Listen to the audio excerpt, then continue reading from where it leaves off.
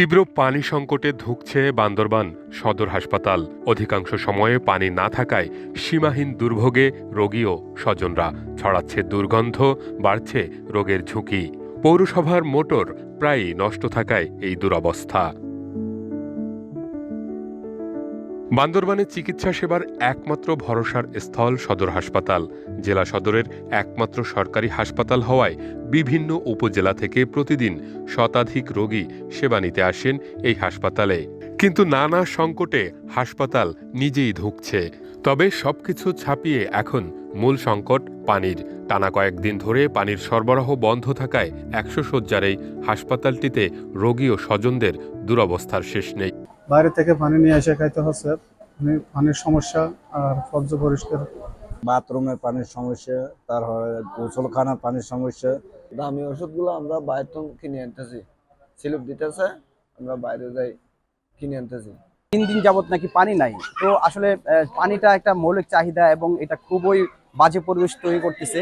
তো 3 দিন ধরে পানি নাই, এটা কেন না, এটা কর্তৃপক্ষের অবশ্যই গুরুত্বের সাথে নেওয়া উচিত, পানিটা যাতে যথাযথভাবে থাকে। আরেকটা বিষয় হচ্ছে এইখানে যে ডাক্তার, যেমন হচ্ছে অ্যালার্জির জন্য ডাক্তার নাই আজকে যেটা শুনলাম। তো অ্যালার্জির জন্য যারা আসছে তারা খুবই ভোগান্তি হচ্ছে এবং এখানে বিভিন্ন সরঞ্জামে যে পরীক্ষা গুলো বাইরে করতে হচ্ছে এবং মেডিসিন গুলো বাইরে থেকে নিতে হচ্ছে।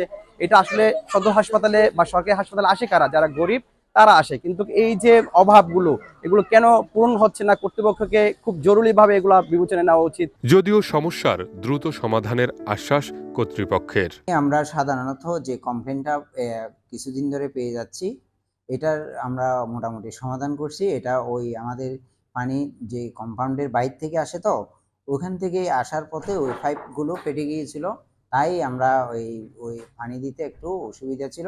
পরিষ্কার পরিচ্ছন্নতা এমনি স্বাভাবিকভাবে অনেক লোকবলের মাধ্যমে করতে হয়। আমাদের যেহেতু সুইপার খুব কম, আমরা 3 বেলার শিফটিং করে 5 জনকে দিয়ে 3 বেলাতে ওদের অফ না রেখেও আমরা পরিষ্কার পরিচ্ছন্নতা কার্যক্রম চালিয়ে যাই।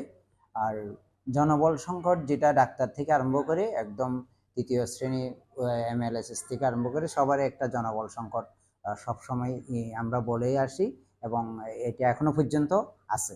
বান্দরবান সদর হাসপাতালে দৈনিক পানির চাহিদা প্রায় 1.5 লাখ লিটার, তবে সরবরাহ হয় মাত্র 20 থেকে 30 হাজার লিটার। 2005 সালে 50 থেকে 100 শয্যার হাসপাতালে উন্নীত করা হয় বান্দরবান সদর হাসপাতালকে। তবে শয্যা সংখ্যা বাড়ানো হলেও এখনও বাড়েনি জনবল।